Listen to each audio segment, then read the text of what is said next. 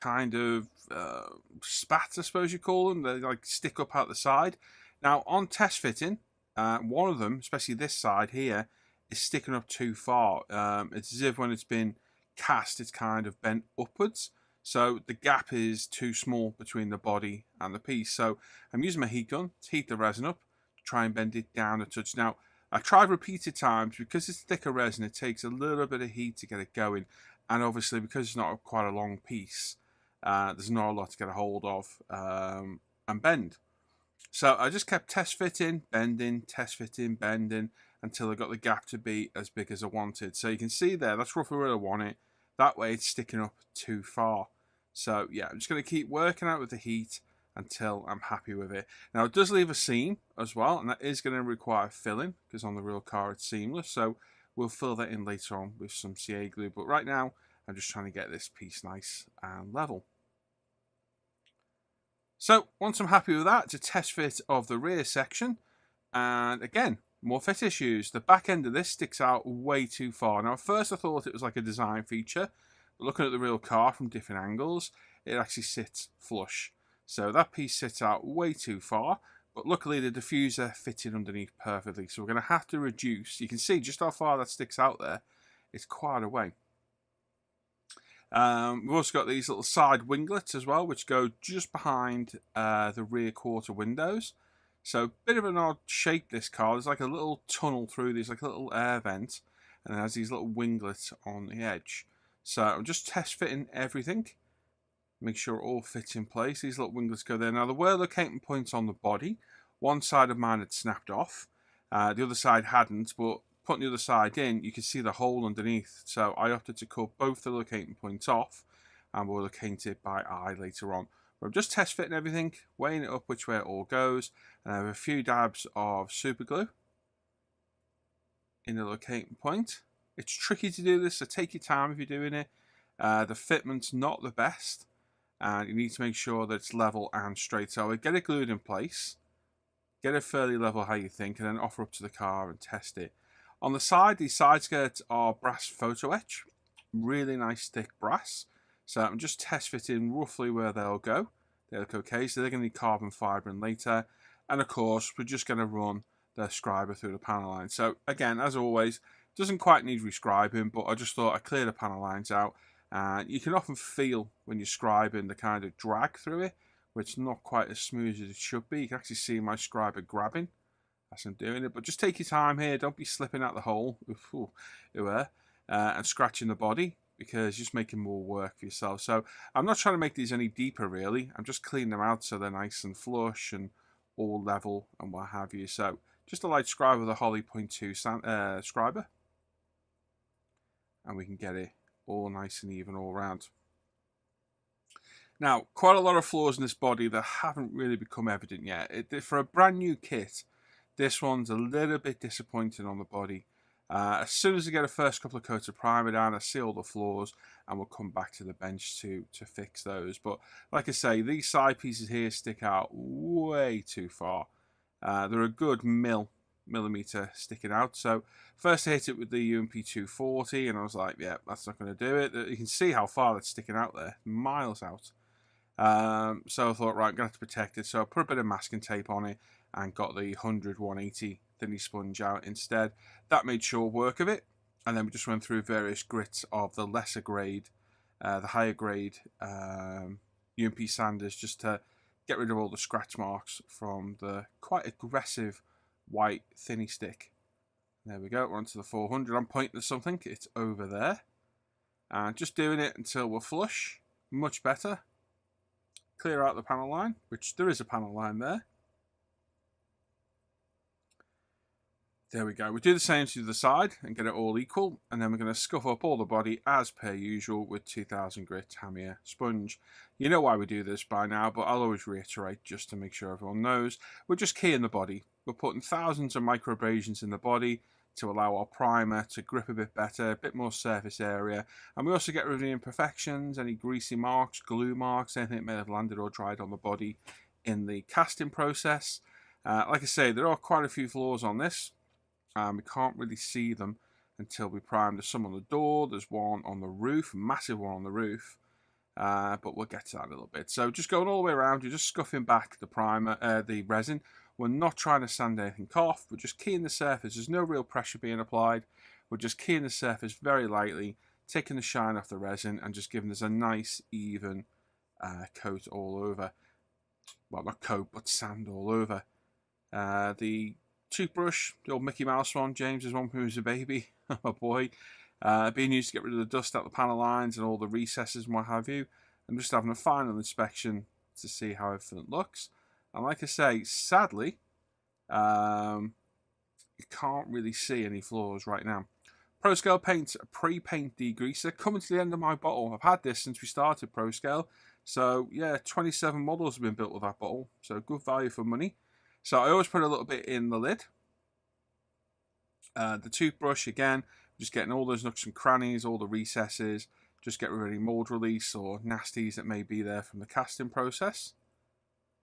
That way we know with the body keyed and degreased, our primer's got the best adhesion possible. As always, preparation is key. In this case, just go around the whole body until you're happy that it's nice and clean. So we've super glued that rear bumper on. That's all in place now. We'll let all the other parts separate. We're going to dry off the body with a nice clean piece of kitchen paper. We've got it securely mounted to our patented painting stand. I'm just going to dry it all off. We'll get some cotton buds and all nooks and crannies to dry it off completely. All the rest will evaporate because our pre-paint degreaser is alcohol based, so it just will evaporate away. But this will give us the best possible surface for primer, which is exactly what we're looking for. I've also done those two other parts, the little winglets as well. All the other body panels are carbon, the mirrors, all the front splitter, diffuser, the lot, so they'll be done later on. And here we are on the spray. We've got ProScale Paint White Microfiller Primer. We've got my iWater Revolution 0.3. We're about 18 psi, and we're going to put several light coats down of the primer, build them nice and slow. Most important with white, because white, it's so easy to overspray, get runs and fish eyes and what have you. So just take your time, nice light coats, building it up, and literally as soon as that little bit of primer hit the body, I could see a flaw instantly. So I guess we're using this as a guide coat like they do on full-size cars. Spray a light coat of primer down and the flaws should just literally appear before your eyes. Like I say, there's quite a few on this. Quite disappointing for a new kit. Yes, it just seems to be like the quality's up and down at the minute a little bit. But still a great kit nonetheless. Just takes a little bit more work. So we're going to give this a light prime all over. And then we'll take it back to the bench and sort out those problems, as we can see. So other than that, the body's in pretty good shape. It's a pretty accurate shape to me of the 599XX. Very interesting cars. Colour choice was a difficult one on this. There's not many of the actual cars in real life. So looking for a colour reference that may be a little bit different was a bit difficult. But we decided on a good colour later on. And like I say, we just need to get this prepped, ready for paint. So just getting all the nooks and crannies. Like I say, I've already know I'm going to be coming back to do another primer coat.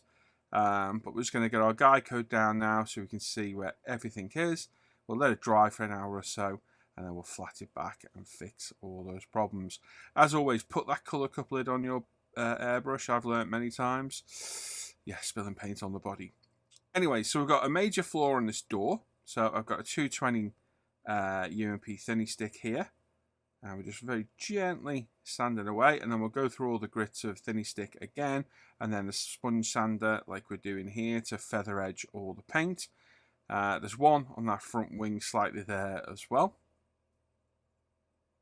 Then just as I was finishing up, I spotted one on the roof and one on the rear arch. So just using the Tamiya 2000 sponge here just to take the primer back, feather the edge, and deal with the imperfection in the body as well. Like I say, quite a big one on the front of the roof as well. And it just goes to show you can't see it when it's bare resin, but as soon as you get a coat of primer down, it becomes a lot more apparent. There we go. These Tamiya sponges are great as well. I really do like the Tamiya sponges. Back in the booth, we'd load up our airbrush with the ProScale Paint White Microfiller Primer again. We've gone over the body with our anti-static brush, and I'm just going to very lightly put a couple of light coats over the feathered edges of where we've just sanded. And then we'll put another couple of coats on the entire body as we go. So don't rush this, just build it up nice and slow. Thankfully my cave is lovely and warm at the minute, with it being a bit cooler in the UK. It's sitting at like 25°C in here with the heating on. Very, very toasty, nice and warm. So the paint dries nice and quick. So by the time I've done one side and come back, the other side's nice and dry. So just building up slowly over the bare resin. And then once we've got that covered, we can start putting another few coats down on the body and get our full coverage of primer. So just take your time. Like I say, white is one of the more tricky primer colours to spray. Very easy to put too much down. Once you get the coverage of primer down, it becomes a lot easier and more forgiving. But on bare plastic or resin, you'll find it'll get runs, it'll fisheye, it'll separate. So just like the slide coats, like I say. And there we go. Now we're putting full coats on the body. So we're back in business. And just that little hiccup that probably cost us a couple of hours by the time we let things dry and what have you. We're getting a much better finish on the body, which is what we want, to be honest. But like I say, it shouldn't have any flaws in it. It should be perfectly finished, but this is what modeling's all about, isn't it, at the end of the day? It's fixing problems with solutions. I'm being naughty. I've not got my colour couplet on. We've been here before, Paul. Primer's dry for a good few hours now. I think it might even be the following morning. I can't see the time we'll watch. No, it's 20 to 5 in the afternoon. So we'll just let this dry, and we're hitting it with a 3000 Tamiya sponge this time. We're just going to lightly tape back the primer, taking off any high spots, any spits of paint, anything that may be on there. And obviously, because it's a microfiller primer, it dries a little bit rough. Once you've sanded it back, it will fill all those microporous imperfections in the body, and you'll end up with a super smooth primer coat. So again, just going around meticulously all over the body, getting every little nook and cranny, every corner, and there we go. Now the colour we chose for this is Ferrari Bianco Fiji Pearl White. So different colour for me, and a bit of a risky choice, but yeah, it paid off. So this is the base coat. So basically just like a white base coat. So nothing really all that special, but it's just a nice white base coat. Now you can put this over primer, but I don't think you get the colour required. Primer isn't like a true white. It never looks as white as proper white paint. Been there, done it before. So worthwhile with our two stages doing the colours correctly. And just take your time. So we're going to put about roughly 6 or 7 coats of white. Because we're putting white on white, it covers quite quick, but I want to get the real depth of colour.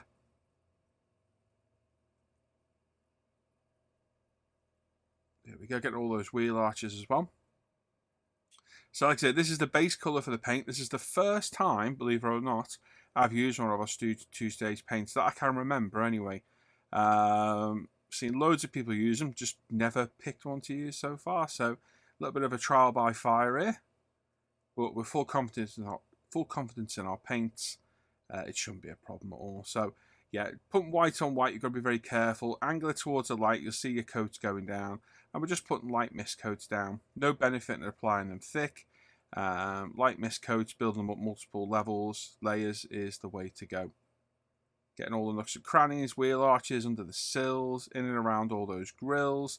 Getting in from the back to the front in the scuttle panel where the window wipers go. And those vents on the bonnet and all those little winglets on the side. It's a tricky one to paint, this one. So just take your time. So with 7 coats of that on, we've got a nice white base coat. Now we can apply our pearl coat. So we'll just give it a blast over. This is now the pearl coat. So this is a much more opaque colour with a pearl tint to it. So again, we're just want to be meticulous, getting all those nooks and crannies. Nice light coats building up. I think I put about 5 or 6 coats of the pearl on. Very, very light coats. Barely used any paint whatsoever. And it gave an absolutely stunning pearlescent finish. So, like I say, a bit of a risk this one. A pearl white on a Ferrari. Definitely not my normal kind of colour I'd kind of pick. But I was asking for suggestions in the supporter chat group for my patrons. And this one was mentioned. And I dismissed it at first. And then went and had a look and thought, you know what? That is actually a really nice colour. So it's going through my Iwata Revolution CR3. Which is a 0.3 revolution at about 18 psi. And you can see that pearl colour coming through now. And this is just the first coat. So I'm going to apply about 5 coats of this, building up nice and slow. And we're going to end up with an absolutely stunning pearl white colour at the end. It really is going to look absolutely beautiful. There we go, put it to one side, and obviously we're spraying our little winglets at the same time as well to keep the colour the same. Here we go, a few coats later. I'd say we're probably 6 coats in there. How much paint have we used? Can we see the bottle? Virtually nothing. Not even 5 millilitre of paint's gone out that bottle. Very little gone. And I'm just getting all those nooks and crannies. I really should have my colour couplet on my airbrush, but I haven't.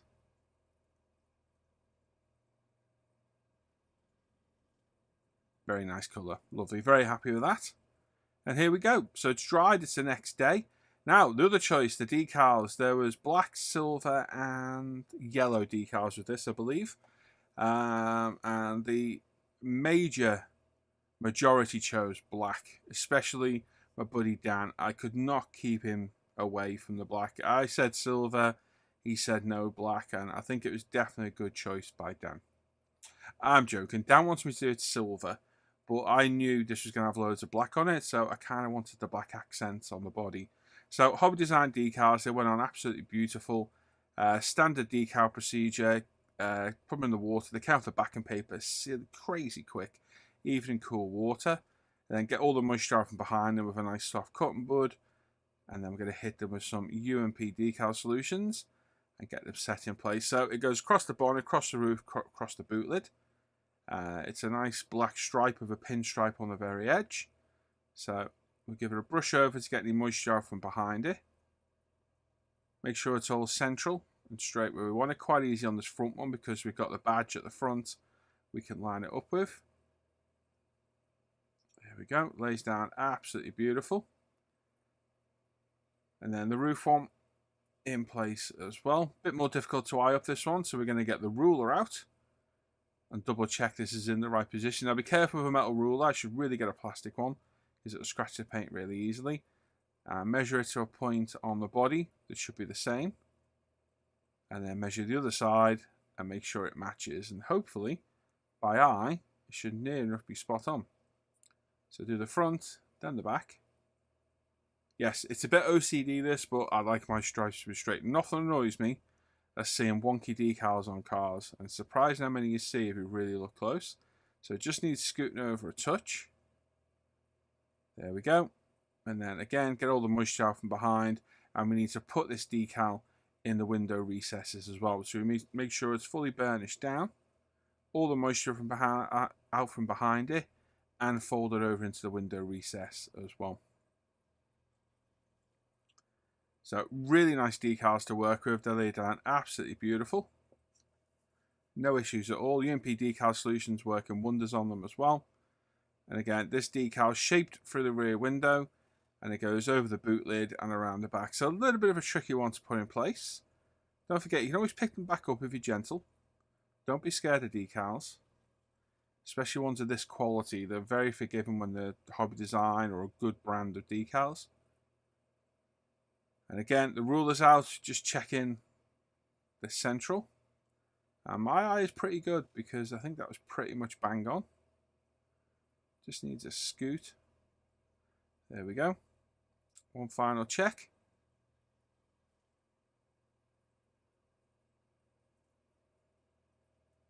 I think I'm going to be happy with that now. There we go. We've got our cotton bud to get the moisture out from behind. And then we'll hit it with the decal solutions again. So, like I say, with decals like this, these are very prominent. So, time taken here, well worth it. Make sure they're central. Make sure they're properly laid down. Make sure you don't rip them. Just be gentle but firm, if that makes sense. So, burnish the edge down, burnish the top, and then we're going to fold it over the back. And with our UMP decal solutions, make sure it's fully burnished down. We'll get a bit of heat on these as well. That'll help remove any moisture from behind the decal. We'll leave this probably about 12 hours before we 2K it. So there we go. It might have even been longer actually. I forget now how long I left it.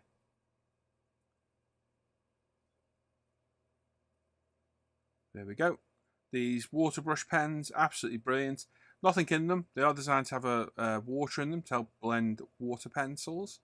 But I just use it as a decal brush because years ago I used to put the solution in it and squeeze it out when needed, but found they weren't airtight and your decals lost their potency over time, or the solutions did. So I got that used to using the brush. That's what I continue to use now.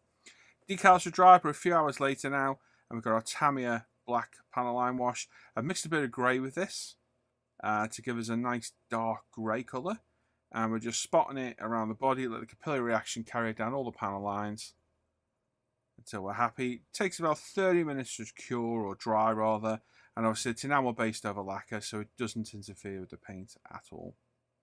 So just getting all the panel lines, let it dry, we'll wipe off the excess, and it just accentuates them all. Adds a bit of depth and life to the car. So important step in my opinion. A lot of people do it after, but I like to do it before because I know it's safe under the 2K and it won't give us any issues at all. And there we go, the whole car looks like some kind of weird Dalmatian now with all the spots all over it. Definitely looking a bit rough. Sorry, should be collared for that one, shouldn't I? So like I say, it takes about 30 minutes to dry, and then we can get a cotton bud with some Samsodor and take off the excess, and here we go. Absolutely beautiful. Looks great. Really nice pearl colour. You can see the pearl on the last picture really, really well. The decals are set down beautiful, and I really do like the black on white with the decals. I think it looks absolutely fantastic. And there you go. You can see the really nice pearl flip in the paint now. Looking great. Right, it's that time again. It is 2K time. So we're in a fresh booth, fresh filter, fresh paper on the bottom. We've got our plastic storage box to prevent dust on the left. We're putting some water down in the booth as well, so if any dust lands on there, it doesn't get airborne again and ruin our 2K. We've got our Pro Scale Paints 2K system. We've got our Iwata CR5 0.5mm airbrush. It's at about 22 psi. And we are gloved up. We've got our proper respirator on. I'm in the room on my own. Just follow the safety precautions, you'll be just fine. So our 2K is a 2-to-1 mix, so it's 2 parts clear to 1 part activator. So if you do 10 milliliters of clear, you need 5 milliliters of activator. So there's a 10 milliliters of clear gone in there, and I'm now going to put 5 milliliters of activator in the mix. So this is a chemical compound catalyst. I don't know why I say chemical compound, it's just a catalyst. So this is isocyanate based. This is the hardener that activates the clear. So you get plenty of working time. But I would definitely try and get any sittings done in about 20 minutes. If you're going to be longer than 20 minutes, I do 2 smaller batches of 2K just to ensure it's perfectly good for the last coat. And you can leave it in your airbrush between coats. A lot of people ask me, I do it all the time, no problem at all. I'm only leaving 3 to 5 minutes between the initial flash off. Mix that together. Do not reuse these pipettes. Once you've used them for one thing, throw them away. Do not put them back in different bottles because you contaminate the 2K set and it'll go off on you. With this now, we need 5% thinner. So we've got 15% of combined clear and activator. So we need to add 0.75 milliliters of thinner. Nice and easy to do using a pipette. And again, we'll mix this all together. There's my compressor. There we go. And again, we'll throw a pipette away. Never use that again. I put the black tar down so I can see the markings on the medicine cup. FYI, just so you know. We've got one of our 190 micron paint strainers. We sell the Pro Scale. And we're going to strain it.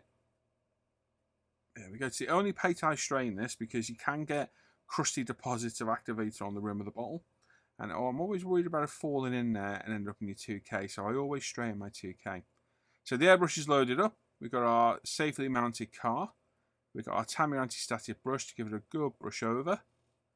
Like I say, I'm double gloved on that left hand.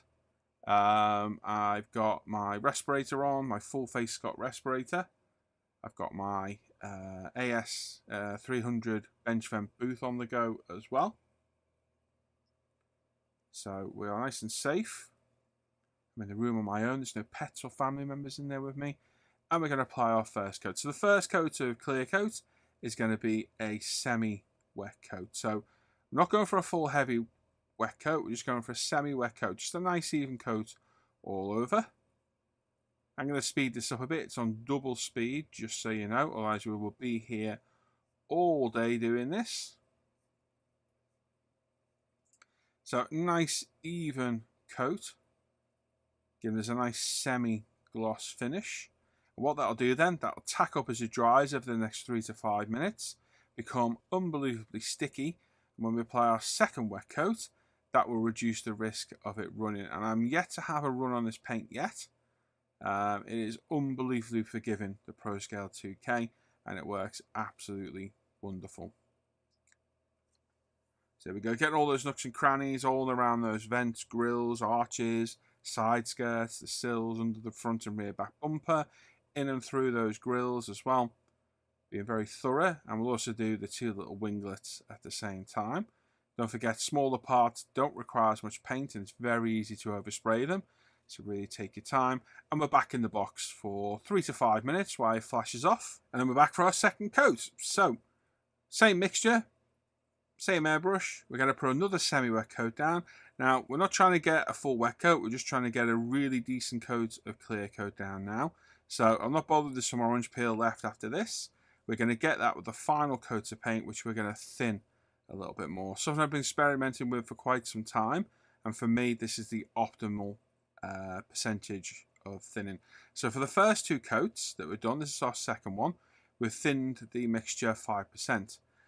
For the third one, we're going to add another 10% of thinner to the combined mixture of what's left behind. So if you end up with, like, say 10 milliliters of combined clear and activator left, we're going to add another 1 mil of thinner. And I'm finding that thinner mixture on the last few coats is just paying off and working really well. So what we do is we get our medicine cup, we tip most of the 2K out like a moron. Yes, thankfully we're okay. We put it in our new medicine cup so we can read what it says. And then we will thin that appropriately. Yeah, my colour couple had landed in there too. Well done, dummy. There we go, we emptied the airbrush in it and then spray out the remnants into our old filter. And like I say, whatever's left in there, so say you've got 10 milliliters of combined clear and activator, we're going to add 1 mil, 10% thinner to it.